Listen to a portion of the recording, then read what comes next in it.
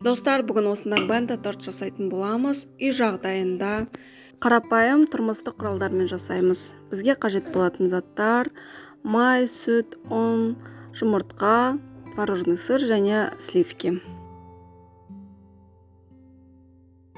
Бізге 2 жұмыртқамызда 80 грамм қантпен миксермен взбивать етеміз.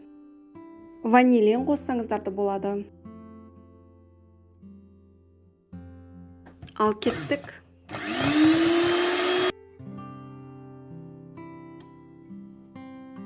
Әбден ағарғанша, көбіктенгенше осылайша айналдыра береміз.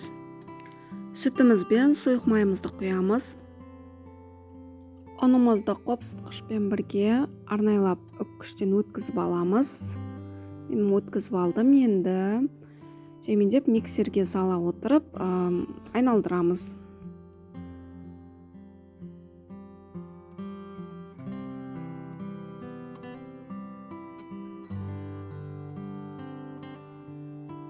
Пергамент қағазын осылай төсеп болған соң, үстіне массамызды жемендеп құйып жаямыз.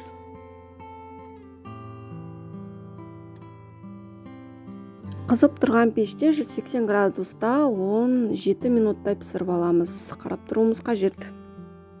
Мен сливкимді сахарный пудрамен взбивать етіп алдым. Енді осыған творожный массамды, творожный сырымды салатын боламын. Ақырындап салып, бәрін қосып взбивать етеміз.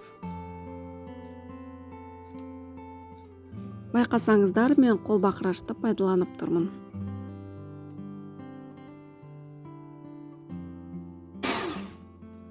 Қараңыздаршы, қандай әдемі көрінсе.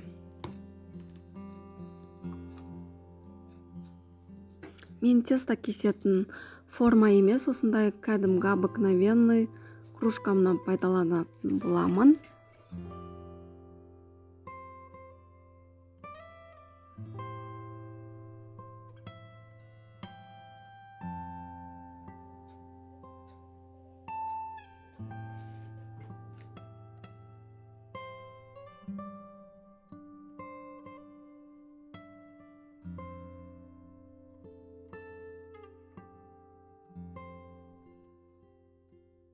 Формаларымды кесіп алдым. Енді тортигімізді жинаймыз. Мен қарапайым қолайка құралдармен жасайтын болғандықтан, осындай целлофан пакетінің көмегіне жүгінемін. Ұшын кесіп, осылайша кремамызды құя беремін.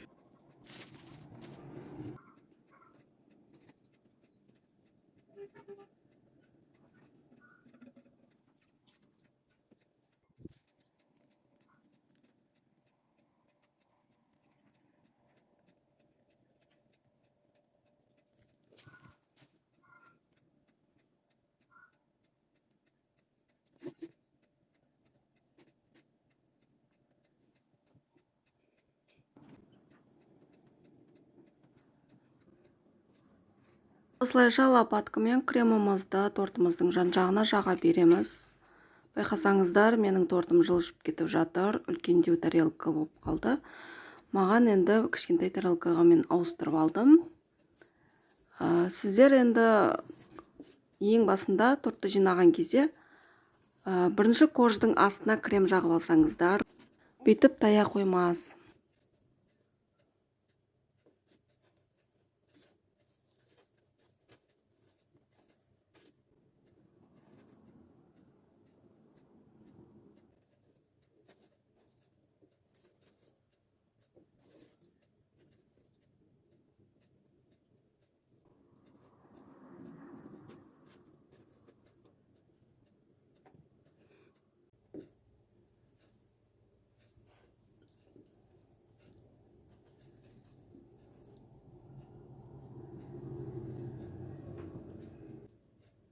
Бента тортымыздың оформлениясына осындай өзінің коржықтарын үгітіп алдым.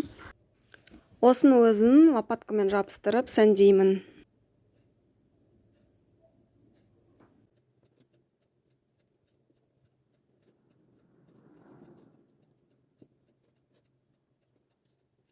Бента тортын жасап болдық. Оформлениясын өзіңіздің фантазияңызбен жасайсыз. Лайк басып, қоңыраушаны басуды ұмытпаңыздар.